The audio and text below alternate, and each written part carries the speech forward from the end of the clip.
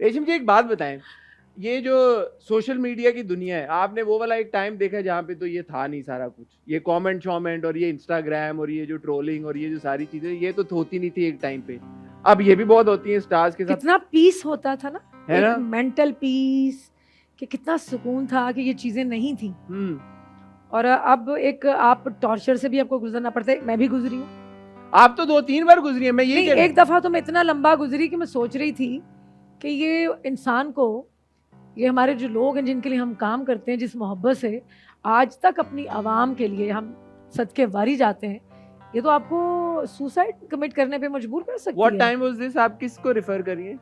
ये आपको पता है ना कि मेरे साथ एक छोटा सा हादसा हुआ था वाइल जब मैं when I was going to Charsadda, और मैंने रास्ते में एक मछलियों वाला जो था, थैली फेंक दी जी थी। जी जी जी जी। वो सदका फेंक रही थी, सॉरी मछलियों को वो मैं चीज़ें डाल रही थी। तो मैंने, और मैं शूट के दौरान जब मैंने ये फिल्म की अहमद अली अकबर के साथ गुंजल, मुझे सेकंड टाइम कोविड हुआ। और पूरी दुनिया, अच्छा मेरा ये भी मजाक उड़ाया गया, मैंने कहा मैं अपनी उसमें मुझे बिल्कुल भी ध्यान नहीं रहा। जब मैं वापस आई तो मैंने सॉरी किया, मैंने दिल से अपनी आवाम से माफ़ी मांगी। एक थैली फेंक दी, मुझे लगा कि पूरी दुनिया का जैसे मैंने कोई कचरा या गंद, भाई मैंने गलती की, मैंने तस्लीम भी की, लेकिन उसके बावजूद मेरा जीना हराम कर दिया गया। लेकिन फिर मुझे पता चला कि रेशम तुम तो पूरी दुनिया में मशहूर हो गई। हम साया मुल्क में times of India, times of Hindustan, पता नहीं एनडीटीवी, पता नहीं क्या क्या हेडलाइंस में थी कि पता नहीं वहाँ की एक्ट्रेस ने ये कर दिया। But you realise later on कि यार गलती लेटर हो ऑन गई। मैंने किया, मैं तो जब भी गलती करूंगी मैं तो माफी मांग लूंगी। कौन सा इंसान है जो गलतियों के बगैर है? मुझे ये बताएं, हमें खुदा ने फरिश्ता बना के तो भेजा ही नहीं है। बिल्कुल सही बात, हम तो इंसान, हम तो हैं ही खता का पुतले। बेध्यानी में हो गया, एक चीज हो गई। बेध्यानी में हुआ, लेकिन मुझे उसकी वो जो कीमत है बड़ी, वो भरी भारी, मुझे मेंटल टॉर्चर मुझे वो मिला। Was this the first time जब आपने ये एक्सपीरियंस किया था? लेकिन मैंने जब मैं आई, हुआ ये था क्योंकि मैं वहाँ पे मैंने जूता गलत पहन लिया जब मैं अपनी वो फूड ड्राइव के लिए गई थी, तो वो मैंने ट्रेनर्स गलत पहन लिए, तो मेरी टांगों में इतने क्रैम्प्स पड़ चुके थे कि मुझे, जाहिर है जब आप किसी के लिए वीडियो बनाते हैं माफ़ी की, तो आपको प्रेजेंटेबल होना पड़ता जी है। जी जी। आम लाइफ में आई डोंट डू मेकअप और ये वो चीज़ें Yeah. मैं नहीं करती। मुझे 2 दिन लगे कि मैं ज़रा बॉडी एक से बाहर निकलूं और चीज़ों से थोड़ी मैं बेहतर हुई। मैंने थोड़ा मिनिमल मेकअप करके हल्का सा, तो मैंने कहा चलो प्रेजेंटेबल होकर एक वीडियो बनाती हूँ। मैंने वीडियो बनाई, मैंने दिल से माफ़ी मांगी। और मैं जब भी गलती करूंगी, पहले तो मैं कोशिश करूंगी कि मैं ऐसी गलती ना करूं, लेकिन मैं माफ़ी मांगने में। लेकिन अभी रमजान में एक और बात हुई जब आपने कहा कि डिप्रेशन जो है वो अल्लाह से दूरी की वजह से होता है। बड़े लोगों ने ये भी कहा कि ये तो एक मेंटल इलनेस है, और ऑफ कोर्स मजहब से दूरी या खुदा से दूरी वो एक, अच्छा, वो मैंने अपना तजर्बा लोगों को अच्छा। बताया था।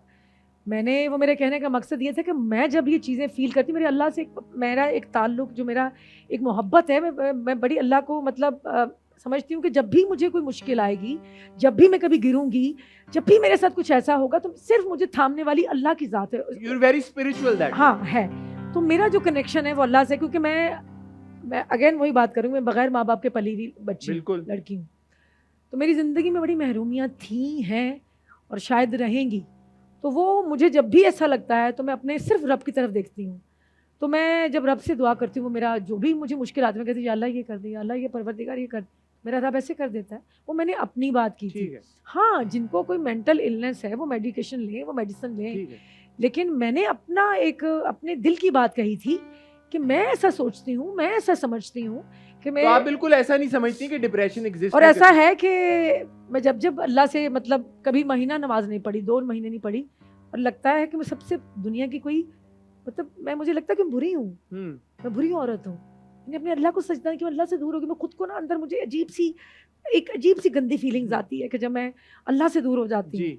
तो वो फीलिंग शायद इसीलिए होती है कि जब फिर अल्लाह ताला कहता है कि मैं सजदों की तौफीक छीन लेता हूँ जब मैं किसी से नाराज़ होता हूँ, तो मुझे लगता है कि उसने मुझसे सजदे की तौफीक छीन ली, और मैं सबसे ज़्यादा फिर मैं अल्लाह के फ़ौरन करीब जाती हूँ।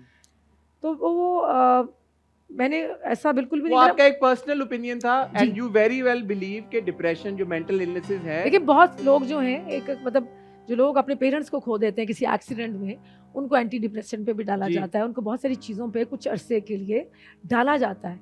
तो वो तो मैंने अपनी एक चीज़ बयान की थी। अगर किसी को भी बुरा लगा है तो मैं इस प्रोग्राम के ज़रिए मैं आप लोगों से माफ़ी चाहती हूँ। मेरा मकसद बिल्कुल भी ये नहीं था, और जो इस चीज़ से गुजरते हैं, पहली तो सबके लिए मेरी दुआ है कि कभी कोई इस मेंटल इलनेस से ना गुजरे। जी। अल्लाह पाक हम सबको हमेशा हमेशा खुश रखे, सलामत रखे।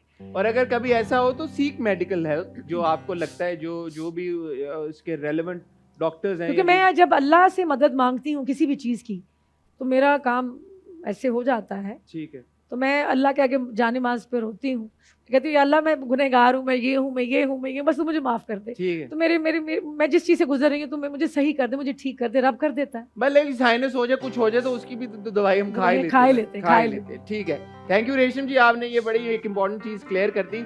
अच्छा, ये अब जो हमारी गेम है, इसका नाम तो डेंजर डेक है, लेकिन ये डेंजरस बिल्कुल नहीं है। It is sort of like a rapid fire segment. मैं आपसे कुछ सवाल पूछूंगा और आपने बस उनके रैपिडली जवाब देने, और आप ऑनेस्ट तो हैं ही, तो आपने ऑब्वियसली। अच्छा, अगर किसी सवाल का जवाब ना देना चाहूँ तो नो तो कमेंट्स कह दो। फिर मैं उसको वर्ड चेंज करके दोबारा पूछ लूंगा आपसे। चले, बट ठीक है। विल सी, ठीक है। अच्छा, ये अब एक सवाल है जो कि फैंस के अक्सर दिमागों में आता है और उनको क्लैरिटी नहीं मिल पाती। ये आपके सारे कॉलीग्स हैं, तो उनसे रिलेटेड एक सवाल है, इनमें से कौन से सबसे ज्यादा सीनियर है उम्र में? ठीक है, आप जानती हैं तो आपको पता होगा।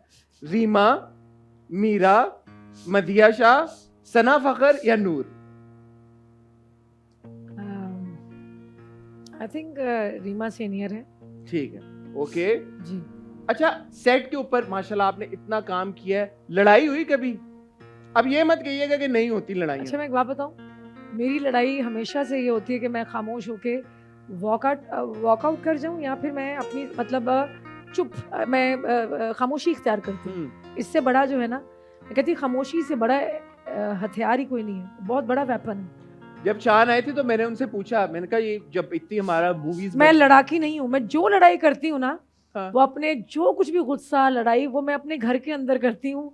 मुझे गुस्सा करना है, मैं अपनी बहनों से सारा कुछ कर लेती हूँ। मैं चीखूंगी, चिल्लाऊंगी अपने घर में। मैं ज़िंदगी में ना किसी को टॉर्चर करूंगी, ना मैं किसी को तकलीफ पहुंचाऊंगी, ना मैं किसी को अनकंफर्टेबल करूंगी। सेट पे जाके काम के दौरान आप मेरे तमाम कोलीग से पूछ लें। तो वो डिसएग्रीमेंट्स किस बात पे होते हैं, अगर होते भी हैं तो किस बात पे होते हैं अक्सर? मुझे जो कुछ भी करना है ना, मैं अपने घर में करती हूँ, बाहर नहीं। अच्छा, अब जैसे हम सोशल मीडिया की बात कर रहे थे, तो कोई ऐसी भी कंट्रोवर्सी है जिससे आपको डर लगता हो भाई कि अगर ऐसा हो गया तो ये तो फिर से पीछे पड़ जाएंगे? कोई सोच आती है कभी कभी आपको? नहीं, बहुत दफ़ा आती है। तो ये इतना टॉक्सिक हो चुका है सोशल मीडिया। फ़ायदे भी हैं इसके, लोग घर बैठे हुए पैसे कमाते हैं इससे, अपना किचन चलाते हैं, लेकिन इसके लोगों के पास पहले इख्तियार नहीं था कुछ तो अब लिखने का। होना पड़ता है चीजें करते बहुत ज़्यादा इसमें कोई शक नहीं है, लेकिन हर चीज़ के फ़ायदे भी हैं और हर चीज़ के अब नुकसान भी हैं।